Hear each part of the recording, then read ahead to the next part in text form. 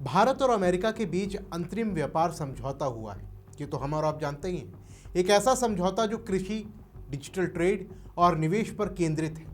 लेकिन कांग्रेस ने इस समझौते को देखते ही प्रधानमंत्री नरेंद्र मोदी को कॉम्प्रोमाइज्ड पीएम कह दिया, मतलब समझौता करने वाला प्रधानमंत्री। ये शब्द इतना भारी है कि इसे सुनकर लगता है कि देश के हितों से खिलवाड़ हो रहा है।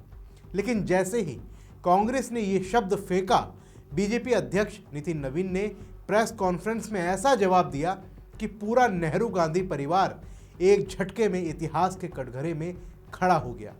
नवीन ने कहा कि कॉम्प्रोमाइज पीएम, पहले अपनी रिपोर्ट कार्ड देख लो। नेहरू से लेकर राहुल तक कौन कौन से समझौते किए गए।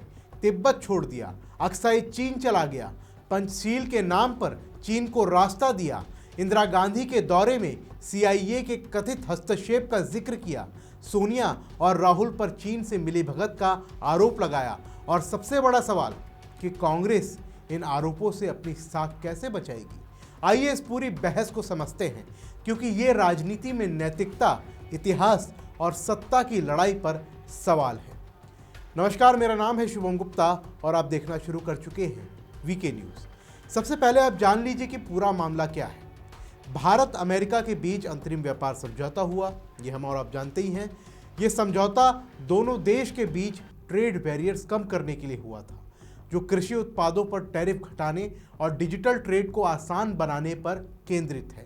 कांग्रेस ने इसे मोदी की कमजोरी बताया और राहुल गांधी ने कहा कि मोदी अमेरिका के दबाव में झुक गए हैं। उन्होंने देश की अर्थव्यवस्था को खतरे में डाल दिया है। प्रियंका गांधी ने भी ट्वीट किया कि यह समझौता देश हितों के खिलाफ है। लेकिन नितिन नवीन ने प्रेस कॉन्फ्रेंस में कांग्रेस को घेर लिया। उन्होंने कहा कि आप कॉम्प्रोमाइज्ड पीएम कह रहे हैं, पहले नेहरू को देख लो। नवीन ने नेहरू पर कई गंभीर आरोप लगाए। नवीन ने कहा कि प्रधानमंत्री बनने के चक्कर में नेहरू ने देश की संप्रभुता और अखंडता से समझौता किया। उन्होंने माउंटबेटन और उनकी पत्नी एडविना से रिश्तों का जिक्र किया, जो विवादास्पद रहा है। यूएन सिक्योरिटी काउंसिल की परमानेंट सीट पर नवीन ने कहा कि भारत को यह ऑफर हुआ था, लेकिन नेहरू ने इसे ठुकरा दिया। उन्होंने चीन को प्राथमिकता दी, जिससे चीन को वीटो पावर मिला।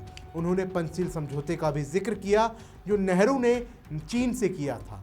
उन्होंने कहा कि चीनी आर्मी तिब्बत में अत्याचार कर रही थी और नेहरू चावल भेज रहे थे। इतना ही नहीं, उन्होंने इंदिरा पर भी हमला बोलते हुए कहा कि वो केजीबी के इशारे पर काम करती थी। मॉस्को से सूटकेस में पैसे आते थे। सीआईए फाइलों में नेहरू ऑफिस का जिक्र है। सीआईए जो फाइल मांगती वो उसको मिल जाती थी। नेहरू गांधी परिवार के कंप्रोमाइज स्टोरी को मैं आपके सामने रख रहा हूँ। किस प्रकार से गांधी परिवार का कंप्रोमाइज मिशन चलता रहा, देश की जनता को कंप्रोमाइज कर हमेशा अपने हितों की रक्षा पर कैसे पूरा नेहरू गांधी परिवार काम किया है, मैं उसकी जानकारी थोड़ा आपसे साझा कर रहा हूँ। एक समय था जब नेहरू जी ने खुद कहा था कि 45 करोड़ जनता मेरे लिए लायबिलिटी है। इस एक प्रधानमंत्री के रूप में ये शब्द कितना बड़ा धोखा है देश की जनता के साथ, और उनका किस प्रकार से संबंध रहा विदेशी ताकतों के साथ, वो हम सबको ही जानते हैं। और अभी के जो बब्बर शेर बन रहे हैं, राहुल को भी आपने देखा है कि किस प्रकार से विदेशी शक्तियों के कठपुतली बनकर वो काम करते हैं। ये जो पूरा कांग्रेस परिवार का कंप्रोमाइज मिशन रहा है, इसके कुछ अंश आपके सामने रख रहा हूँ। इतिहास गवाह है कि नेहरू जी के सचिवालय सीआईए और अन्य विदेशी एजेंसियों के लिए किस प्रकार खुली किताब के रूप में था। 1954 में नेहरू ने किस प्रकार से बिना किसी रिवार्ड के तिब्बत में भारत के अधिकार को चीन को सौंप दिया, ये हम सबको जानते हैं। पंचशील की आड़ में किस प्रकार से अक्साई चीन का कब्जा मान लिया गया। यूनाइटेड नेशन सिक्योरिटी काउंसिल में किस प्रकार से पत्र लिखकर चीन को स्थायी सीट देने की वकालत की गई, ये हम सब ने देखा है नेहरू का कंप्रोमाइज मिशन। अब आते हैं माननीय इंदिरा गांधी जी के पर, जिन्होंने लगातार एक बड़ी छवि बनाई थी। लेकिन हम सबको ध्यान में है कि अमेरिकी राजदूत मोहिना ने माना था कि सीआईए ने कांग्रेस को चुनाव में प्रचार करने के लिए पैसा दिया। शिमला समझौता, जिसमें 93,000 पाकिस्तानी सैनिक को बिना पीओ के कब्जा लिए हुए छोड़ देना, आखिर किस कंप्रोमाइज मिशन के तहत ये किया गया। राजनीतिक रूप से कच्चा टीपू जो है श्रीलंका का, उसको किस प्रकार से उपहार स्वरूप श्रीलंका को दे देना इंदिरा गांधी के कंप्रोमाइज मिशन की स्टोरी बताता है। आइए राजीव गांधी के कंप्रोमाइज मिशन को देखेंगे तो आप देख सकते हैं कि रक्षा सेवा में किस प्रकार से अपने उस डील को पर्सनल बैंक अकाउंट को मजबूत करने का माध्यम बनाया गया। बोफोर्स घोटाले में स्वीडिश जांच के लिए किस प्रकार से उसको रोकते हुए अपने मित्र के लिए कोटोरोची को बचाने का किस प्रकार से प्रयास किया गया। हम लोगों ने देखा कि भोपाल गैस कांड में हजारों भारतीयों के हत्यारे वोरेन एडरसन को राजकीय विमान से सुरक्षित देश से बाहर करना आखिर इस कंप्रोमाइज मिशन का कहानी को ही न बताता है। और इसके बाद सोनिया गांधी जी का, जिनका पूरा राजनीतिक अगर आप देख सकते हैं तो 2004 से 14 के बीच में नेशनल एडवाइजरी काउंसिल के माध्यम से सुपर पीएम बनकर समांतर सरकार और कैबिनेट का संचालन करना निश्चित रूप से कंप्रोमाइज पीएम का मिशन जो कांग्रेस का था उसको पूरा कर रही थी। और आप उसी कालखंड में आपको ध्यान में होगा राजीव गांधी फाउंडेशन को चीन की सरकार और जॉर्ज सोरोस के नेटवर्क से फंडिंग कराना किस कंप्रोमाइज मिशन के तहत ये काम किया गया। चीनी कम्युनिस्ट पार्टी के साथ कौन सा गुप्त समझौता किया गया, निश्चित रूप से ये उनके कंप्रोमाइज मिशन की झलक है। अब आते हैं जो निगेटिव पॉलिटिक्स के पोस्टर बॉय हैं राहुल गांधी जी। 247 से अधिक विदेशी यात्राएं किए, पर उनमें से अधिकांश यात्राओं को सुरक्षा एजेंसियों को उसकी जानकारी नहीं देना आखिर किस कंप्रोमाइज मिशन के तहत हो रहा था।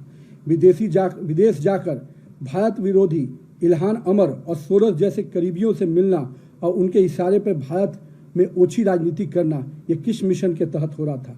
हम लोगों ने देखा था लद्दाख के सेंसिटिव बॉर्डर एरिया में भी किस प्रकार से साकिर मेराली जैसे विदेशी नागरिकों के साथ घूमना, जिसका पूरा कैरियर सोरोस समर्थित पूंजीपतियों के जो चीनी और पाकिस्तानी एजेंसियों का पैसा देने का काम करता है, उन एजेंसियों के साथ जिसका मिली भगत है उसके लिए आप काम कर रहे थे।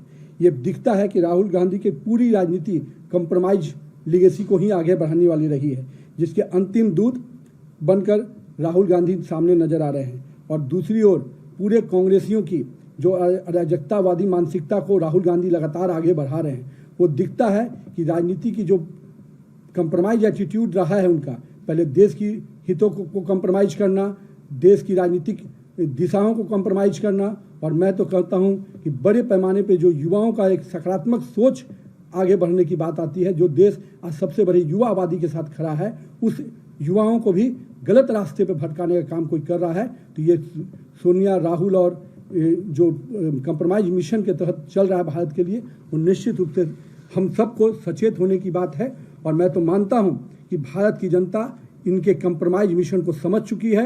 ये देश के हितों के साथ कोई भी समझौता कर सकते हैं, इसके लिए देश की जनता उनको भी आने वाले समय में भी सजा देगी, तब जाके इनको समझ में आएगा। देखिए, राहुल का एकमात्र एजेंडा मोदी को गाली देना है, नीतियों पर नहीं, विचारधारा पर नहीं, सिर्फ मोदी को कॉम्प्रोमाइज कहना। लेकिन दिन को रात कहने से रात नहीं हो जाता। राहुल गांधी की पार्टी में किसी को कॉम्प्रोमाइज का मतलब शायद पता भी ना होगा। मोदी और योगी जैसे नेताओं की देशभक्ति पर कोई सवाल नहीं उठा सकता, उनकी नीतियों पर बहस हो सकती है, लेकिन राष्ट्र के प्रति कर्तव्य निष्ठा उस पर नहीं। राहुल गांधी ने मौका दिया और नितिन नवीन ने उसे कैच कर लिया और पूरे खानदान को ढो डाला। देखिए, राहुल गांधी 2014 से अब तक 247 विदेश यात्राएं कर चुके हैं, जो आधी से ज़्यादा छिपी हुई हैं। उन्होंने कैलाश मानसरोवर की यात्रा बताई, लेकिन नेपाल के बाद वो गायब हो गए। 4 दिन कहाँ थे, चीन में किससे मिले, कांग्रेस वालों को भी नहीं पता है। वो 10 दिन गायब रहे। अकाउंटेबिलिटी कहाँ है? डोकलाम में चीनी आर्मी से झगड़ा चल रहा था और राहुल गांधी चाइनीज एम्बेसी में जाकर के हाका नूडल्स खा रहे थे। वो खुद गए, उनके जीजा गए, उनकी बहन भी गई। टीवी पर ब्रेकिंग न्यूज़ आई, उन्होंने इसे फेक न्यूज़ कहा। फिर 4 दिन बाद चाइनीज एम्बेसी ने फोटो को रिलीज कर दिया। राहुल गांधी का ये तरीका आज तक किसी को समझ में नहीं आया है। और आप ही बताइए, 2008 में वो साधारण सांसद थे, फिर भी कांग्रेस ने चीन की कम्युनिस्ट पार्टी से MIU साइन किया, साउथ एशिया पॉलिसी को कोऑर्डिनेशन किया। पाकिस्तान, बांग्लादेश, नेपाल, श्रीलंका पर उनका क्या प्लान था, इसका उनके पास कोई जवाब नहीं है। देखिए, कांग्रेस का हमला मोदी पर था, लेकिन नितिन नवीन ने इतिहास खोल दिया।